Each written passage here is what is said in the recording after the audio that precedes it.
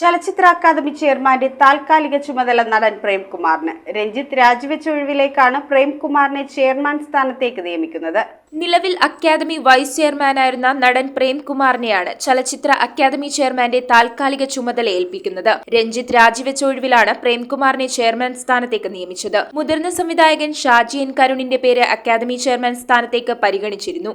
എന്നാൽ ബീന പോളിനെ ചെയർപേഴ്സണാക്കണമെന്ന ആവശ്യം WCC ഉന്നയിച്ചു. ഇതിനു പിന്നാലെയാണ് പ്രേംകുമാറിന് അക്കാദമി ചെയർമാന്റെ താൽക്കാലിക ചുമതല നൽകി സർക്കാർ പ്രശ്നപരിഹാരം കണ്ടത്. സംസ്ഥാന ചലച്ചിത്ര അവാർഡ് വിതരണം, സിനിമാ കോൺക്ലേവ്, IFFK ഉൾപ്പെടെയുള്ള ദൌത്യങ്ങളാണ് പ്രേംകുമാറിന് മുന്നിലുള്ളത്. ഇതാദ്യമായാണ് അക്കാദമി ചെയർമാൻ സ്ഥാനത്ത് സംവിധായകനല്ലാത്ത ഒരാൾ വരുന്നത്. News desk metro 7.